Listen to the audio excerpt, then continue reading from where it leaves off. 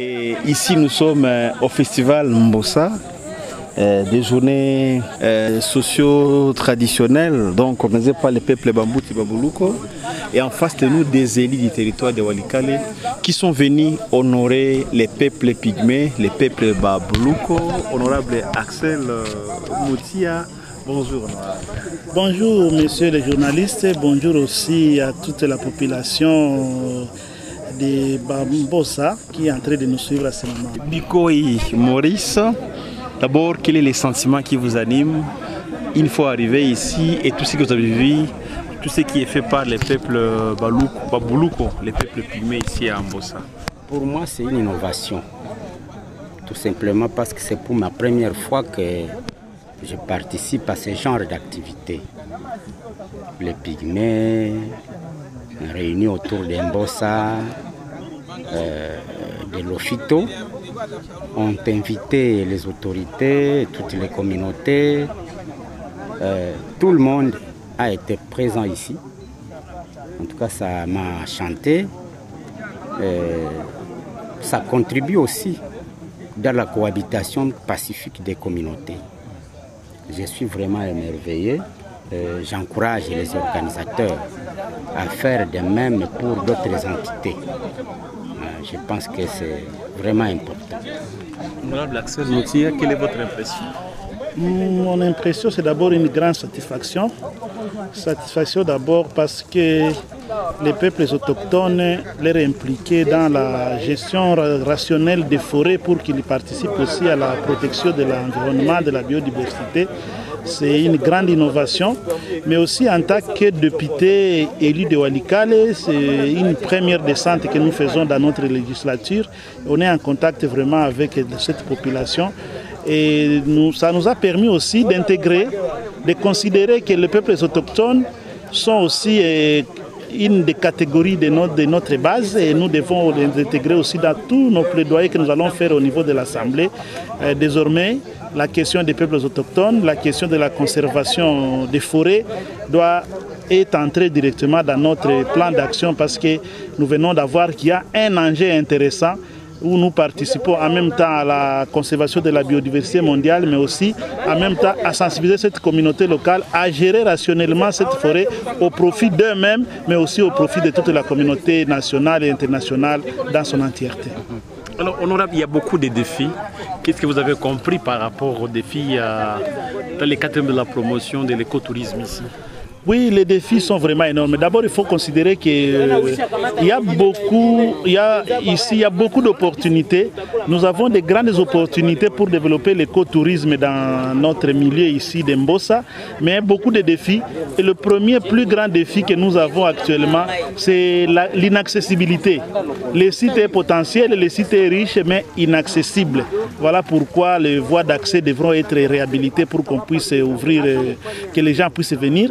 Mais aussi, nous avons d'autres défis, ce sont les infrastructures. Quand on y arrive, on va nous féliciter l'organisateur, PIDEP et ses partenaires qui ont quand même organisé, arrangé quelque chose. Mais il y a ce défi-là. Mais notre grand défi, c'est que c'est l'appropriation. Quand vous allez voir que la communauté locale ne s'approprie pas cette opportunité, on pense qu'être dans la forêt, ça serait peut-être même une malédiction, mais nous sommes en train de les sensibiliser et leur faire comprendre que cette forêt, c'est une grande opportunité pour la vie, mais pour aussi les partenaires qui doivent aussi venir le découvrir.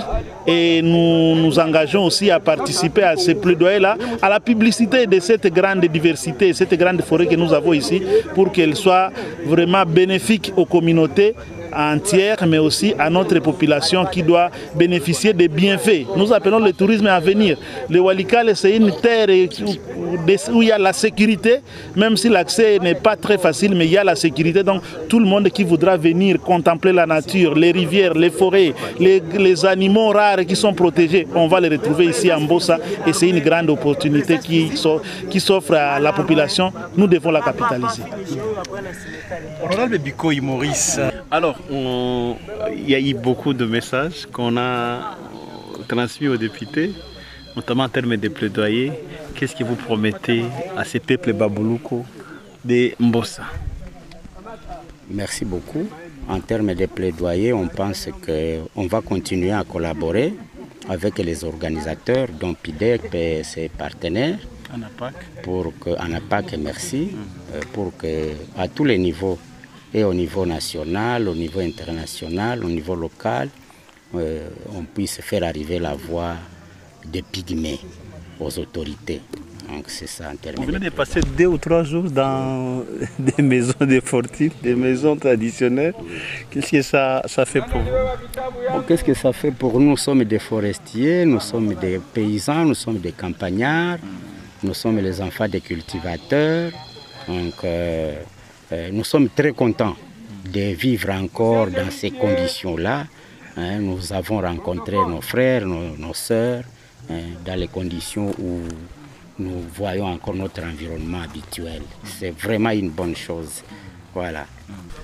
Les avantages de garder cette nature, d'abord c'est à plusieurs niveaux. Au niveau d'abord mondial, ça contribue à la préservation de notre climat, à stabiliser notre climat au niveau mondial, et c'est ça fait que ce soit un combat mondial pour que nos forêts soient préservées. Mais aussi au niveau local, la forêt c'est une richesse. Nous vivons grâce à la forêt, les produits non lignés, mais aussi les rivières. D'abord le climat est apaisé ici, nous avons aussi des opportunités là-dedans, des richesses. Nous avons des richesses, nous avons les animaux, nous avons aussi les arbres qui sont utilisés pour la construction de nos maisons au niveau local, pour aussi la pharmacopée. On nous a montré même les tradis praticiens qui trouvent seulement leurs produits dans notre forêt ici. Et il y a notre pharmacopée locale qui est vraiment riche. Donc la conservation de la forêt, c'est d'abord au niveau mondial, au niveau aussi local, c'est même notre vie. Parce que nous cultivons dans cette forêt, nous coupons des fois les arbres, nous allons dans les rivières pour avoir les poissons.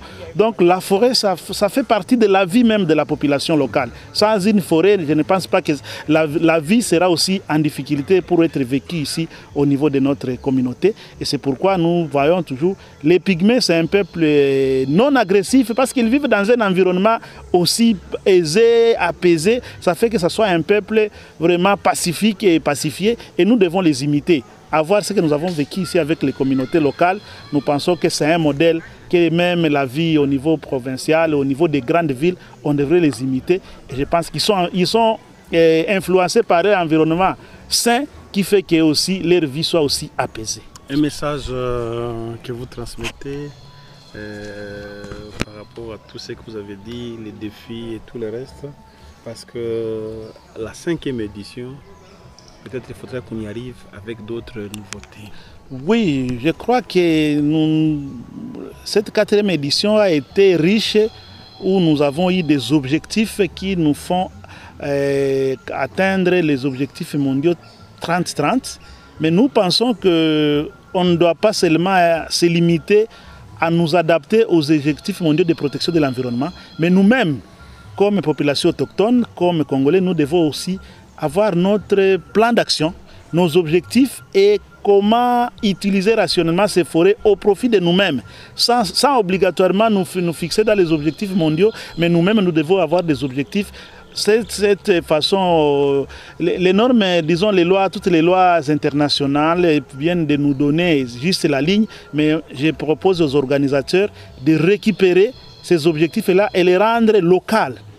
Les rendre locales au niveau où nous tous nous allons maintenant prendre un plan d'action où nous allons nous dire dans 5 ans, dans 10 ans, avec notre forêt, quel sera notre développement, tous ces potentiels que nous avons actuellement ici, comment on va les mettre, on va les capitaliser, on va les mettre à profit pour que dans 5 à 10 ans, nous ayons le développement tant entendu par notre population, parce qu'on pense qu'il fallait chercher les moyens ailleurs, mais on comprend que les potentialités que nous avons de cette forêt, si nous y mettons avec de bonnes réflexions, avec de bonnes actions, dans 3 à 5 à 10 ans, nous pouvons avoir un développement autocentré à partir des richesses de cette forêt. Nous recommandons à ses partenaires, à PIDEP et tout ça, que lorsqu'ils vont organiser la 5e édition, qu'ils tiennent compte de toutes les sensibilités, que les militaires soient représentés, valablement dans ces assises, étant donné que les militaires sont présents presque dans toutes les forêts du territoire de Walikale. Les VDP, volontaires pour la défense de la patrie, sont présents presque partout. Donc ce sont aussi, ils font partie des acteurs pour la conservation de cet environnement. En tout cas, ils doivent être invités. On doit aussi inviter en masse les femmes et les jeunes, y compris même les enfants, pour qu'ils comprennent les biens fondés de la conservation de la nature, qui est un patrimoine pour nous tous. Vous savez que la nature, la forêt nous aide dans la lutte contre le réchauffement climatique. C'est de la forêt que viennent tous les éléments qui nous aident dans notre technologie appropriée. C'est de la forêt que viennent les produits agricoles que nous consommons. Donc la forêt doit être protégée, la forêt doit être bien conservée. C'est ça la recommandation que nous pouvons adresser aux organisateurs. Merci beaucoup.